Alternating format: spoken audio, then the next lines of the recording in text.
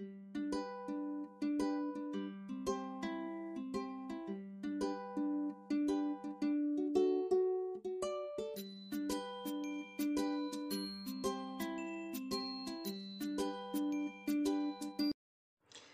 lagi para sahabatku terkasih dimanapun berada. Semoga kita semua dalam keadaan baik dan sehat.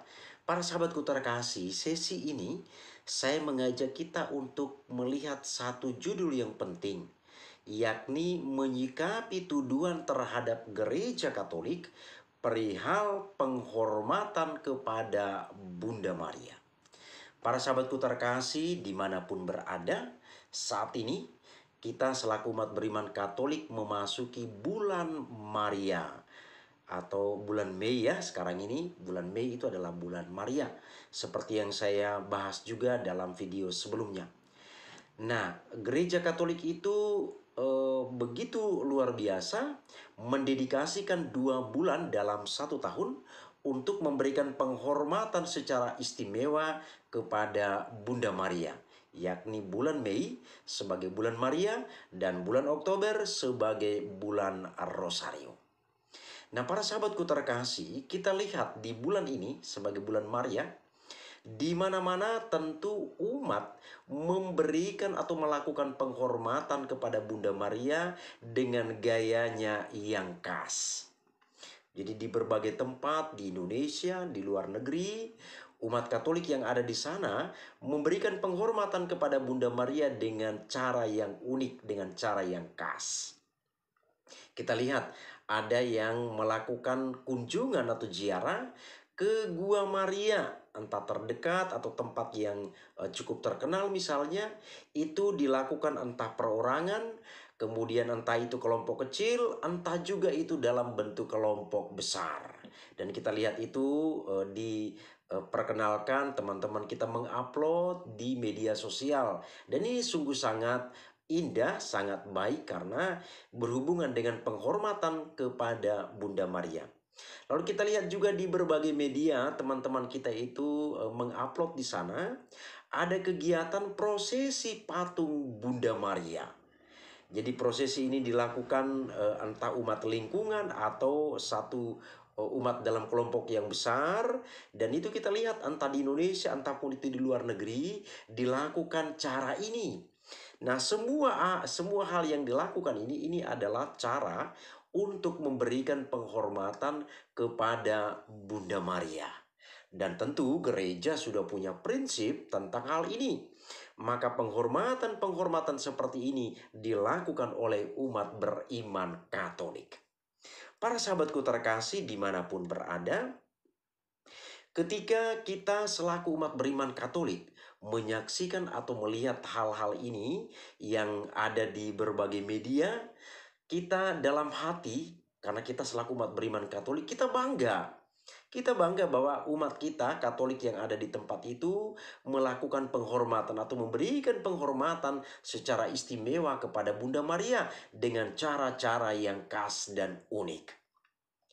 Tapi bagi mereka yang tidak memahami kekayaan iman Gereja Katolik ini, pasti mengatakan, itulah kan orang Katolik menyembah patung. Orang Katolik sudah menyembah patung. Padahalnya Tuhan itu melarang jangan membuat patung apapun. Tapi lihat orang Katolik itu kuat dalam menyembah patung. Itu selalu yang kita dengar dari mana-mana para sahabatku terkasih. Bahkan sekian video yang saya bawakan di channel ini tentang Bunda Maria, orang Katolik memberikan komentar yang baik, lalu datanglah yang dari luar Katolik ini yang tidak paham apa-apa ini, lalu beri komentar yang tidak-tidak, bahwa orang Katolik menyembah patung dan lain sebagainya. Nah, kenapa mereka mengatakan demikian? Karena melihat ada orang Katolik yang berdoa di depan patung sambil menyalakan lilin. Lalu berpikirlah mereka di sana, itu dia orang Katolik itu sudah menyembah berhala, mereka menyembah patung. Lalu ada lagi karena dilakukan prosesi patung Bunda Maria beramai-ramai. Maka dari fenomena yang ada ini orang kemudian membuat kesimpulan orang Katolik itu menyembah berhala. Mereka menyembah patung yang ada di dalam gereja. Mereka membuat patung Yesus, patung Maria, dan lain sebagainya. Dan bulan Maria ini sangat nampak karena Bunda Maria akan mendapat perhatian. Gua Maria akan banyak dikunjungi oleh umat Katolik. Kemudian juga dilakukan prosesi patung Bunda Maria. Nah, kemudian orang-orang ini mengangkat ayat kitab suci. Dan ini selalu saja terjadi. Ketika dalam video-video saya sebelumnya saya bahas tentang Bunda Maria. Mereka selalu mengangkat ayat kitab suci. Seolah-olah mereka mau mengajari orang-orang Katolik. Saya katakan bro, orang Katolik juga tahu. Orang Katolik juga paham bahwa sesuatu yang tidak benar adalah menyembah patung. Itu sesuatu yang tidak benar. Hanya Allah yang disembah. Orang Katolik juga tahu tidak perlu Anda harus mengangkat ayat-ayat kitab suci untuk memberikan penyadaran kepada orang Katolik. Seolah-olah orang Katolik itu bodoh. Orang Katolik itu tidak sadar dengan apa yang dia lakukan. Maka kita lihat ayat kitab suci yang selalu mereka angkat adalah dari kitab Keluaran bab 20 ayat 4 sampai dengan ayat 5. Dengan jelas Allah mengatakan bahwa jangan membuat bagimu patung yang menyerupai apapun yang ada di langit di atas, atau yang ada di bumi di bawah, atau yang ada di dalam air di bawah bumi. Jangan menyembah atau melayani berhala apapun, karena aku Tuhan adalah Allahmu. Nah, ayat ini selalu diangkat oleh mereka seolah-olah mau mengajari gereja Katolik, karena gereja Katolik tidak paham. Maka dalam beberapa video saya ini ayat-ayat ini sering kali muncul. Mau diberikan pemahaman seperti apapun tetap tidak juga paham. Entah bagaimana pikiran dan hati orang itu, mau dijelaskan bagaimanapun sama mereka, mereka tidak juga paham.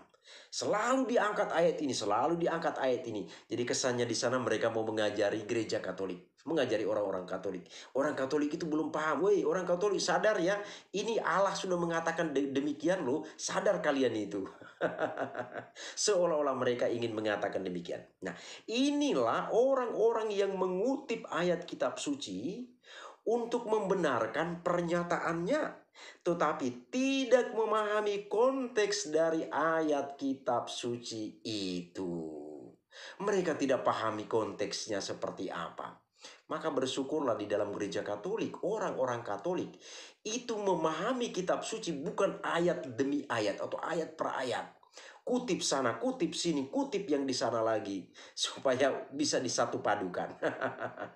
Tapi orang Katolik sudah diajarkan bahwa untuk memahami kitab suci itu kita harus memahaminya secara perikop.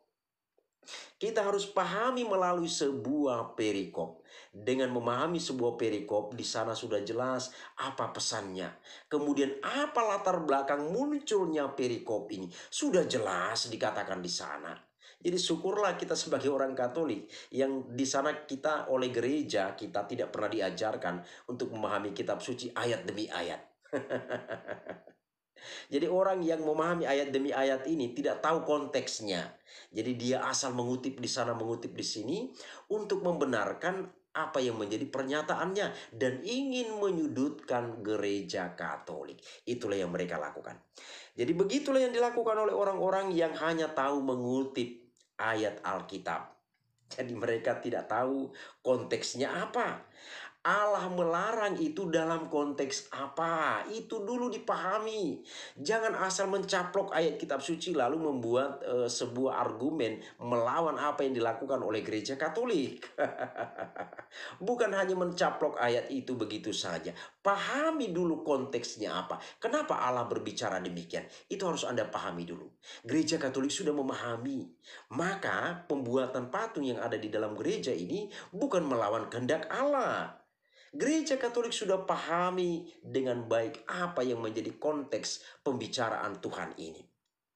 Nah, saudara-saudari terkasih, gereja Katolik juga tidak pernah menyembah patung. Jadi pernyataan yang selalu mengatakan bahwa gereja Katolik itu menyembah patung, itu tidak benar. Pernyataan itu tidak benar. Jadi orang yang mengatakan gereja Katolik menyembah patung ini, dia tidak paham, dia tidak mengerti, tapi ngomong. Inilah orang-orang ini. Keberadaan patung itu hanyalah sebagai sarana bantu dalam berdoa. Patung-patung itu hanya sarana bantu, bukan patung itu menjadi sebuah berhala. Akhirnya melahirkan sebuah penyembahan terhadap benda mati. Masa menyembah kepada benda mati?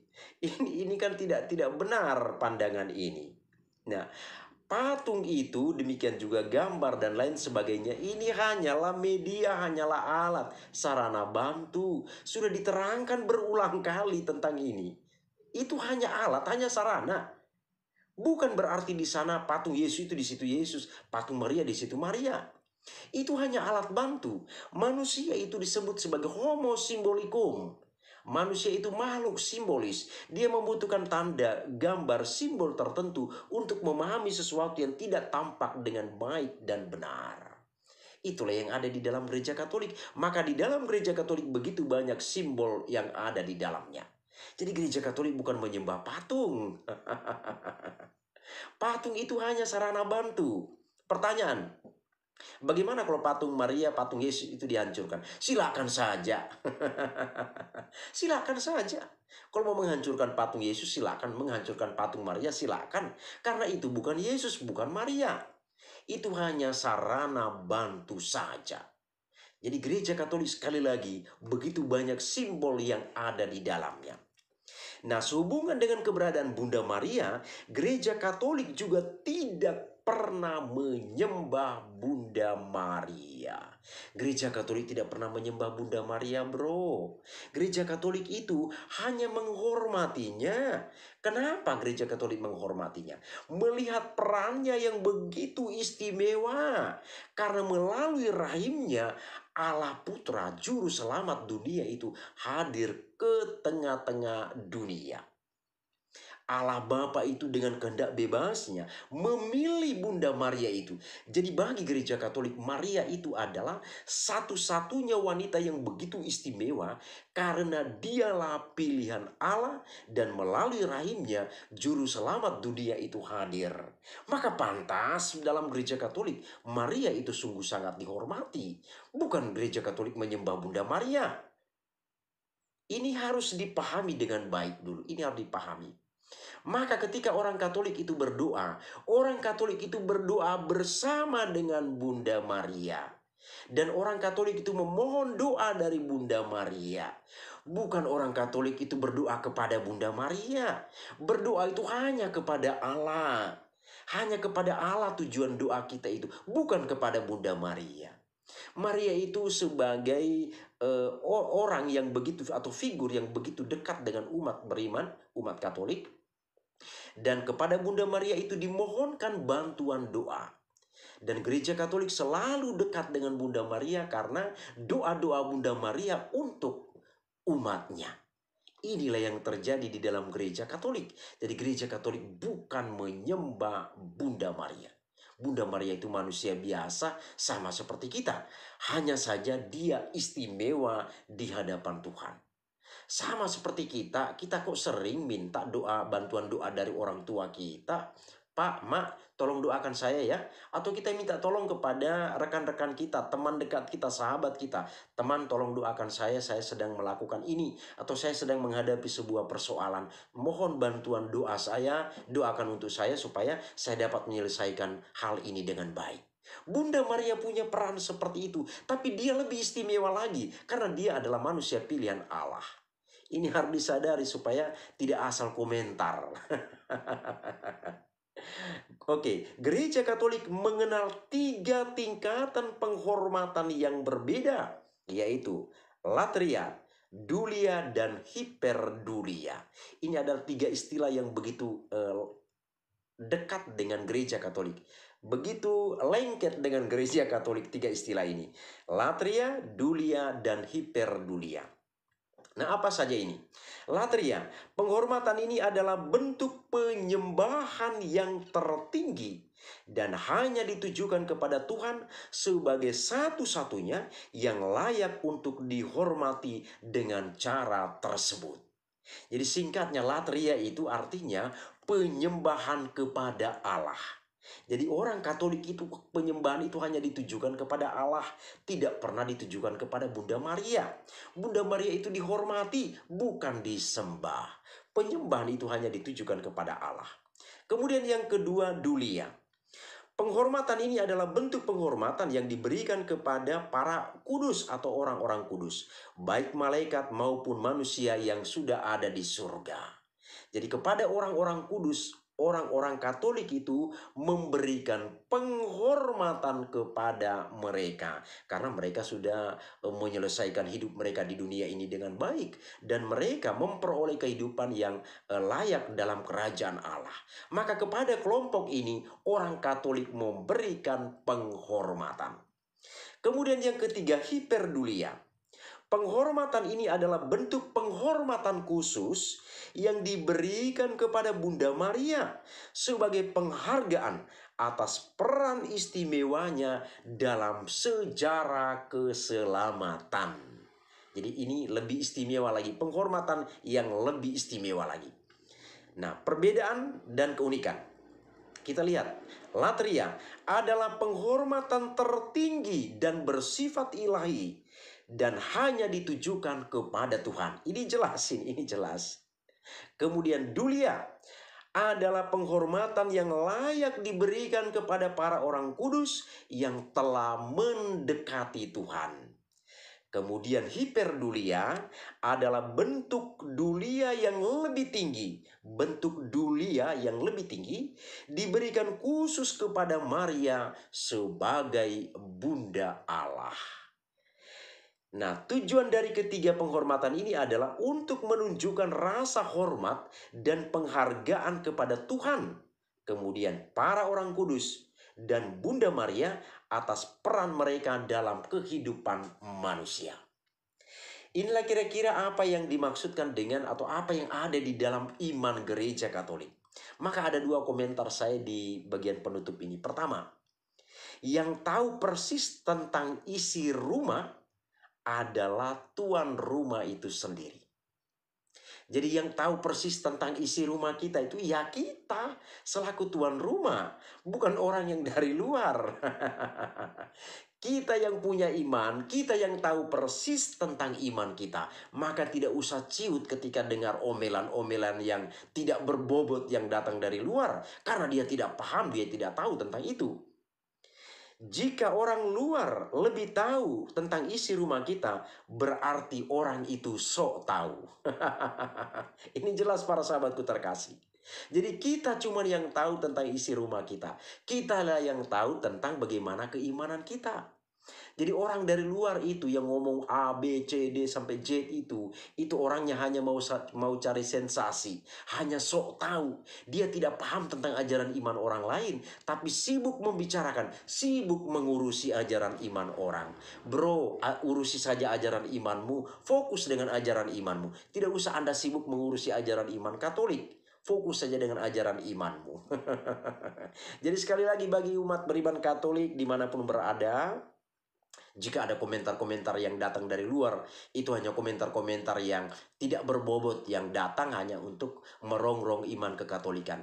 Kita selaku umat beriman Katolik, kita yang tahu tentang ajaran kita, kita yang memahami ajaran iman kita. Terima kasih, Tuhan memberkati.